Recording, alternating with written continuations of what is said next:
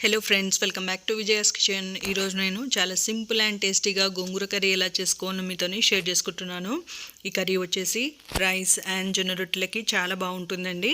మన నానమ్మ అమ్మమ్మ వాళ్ళు గోంగూర కర్రీ చేసేటప్పుడు నానబెట్టిన అనుములు, బొబ్బర్లు, పెసళ్ళు, శనగలు, పల్లీలు యాడ్ చేసి చాలా హెల్దీ వేలో కర్రీ చేసేవాళ్ళు కదండి.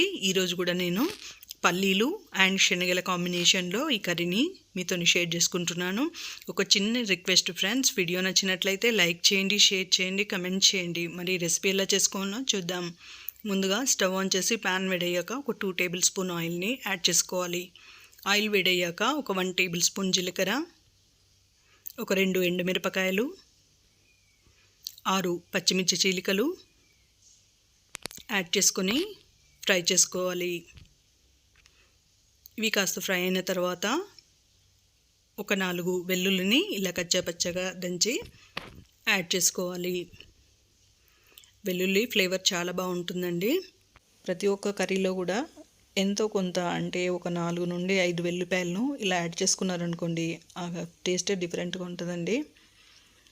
ఇలా వెల్లిపాయలు ఫ్రై అయిన తర్వాత ఆనియన్స్, పసుపు, సాల్ట్, కొంచెం కరివేపాకును యాడ్ చేసుకొని ఉల్లిపాయలు కాస్త బ్రౌన్ కలర్ వచ్చే వరకు ఫ్రై చేసుకోవాలి.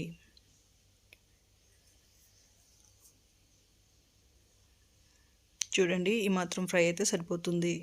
ఇక్కడ నేను శనగలు, పల్లీలు ఒక హాఫ్ కప్ తీసుకున్నానండి. కర్రీ చేసుకునే కన్నా ఒక 1 అవర్ ముందుగా నానబెట్టి యాడ్ చేసుకోవాలి. ఇలా పల్లీలు, శనగలు యాడ్ చేసిన తర్వాత పచ్చివాసన పోయే వరకు ఒక 5 నుండి 6 నిమిషాలు లో ఫ్లేమ్లో ఫ్రై చేసుకోవాలి.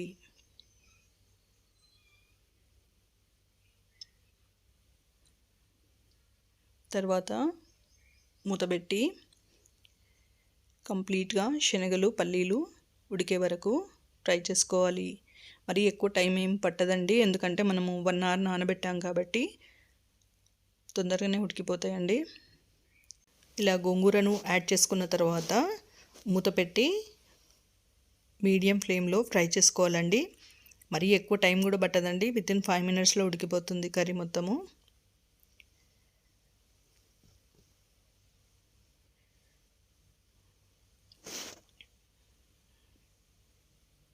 చూడండి, కర్రీ మొత్తం ఉడికింది కదా.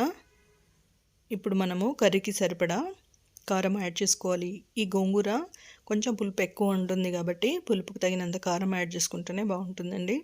ఇక్కడైతే నేను 2 టేబుల్ స్పూన్ యాడ్ చేసుకున్నాను. మీరు తినే కారాన్ని బట్టి యాడ్ చేసుకుంటే సరిపోతుంది. ఈ కాంబినేషన్లో కర్రీ చాలా బాగుంటుందండి. ఇలా కారం యాడ్ చేసుకున్న తర్వాత ఫైనల్గా కొన్ని ధనియాలను ఇలా కచ్చాపచ్చగా దంచి యాడ్ చేసుకోవాలి. ఇక్కడైతే నేను 1 టేబుల్ స్పూన్ యాడ్ చేసుకున్నానండి.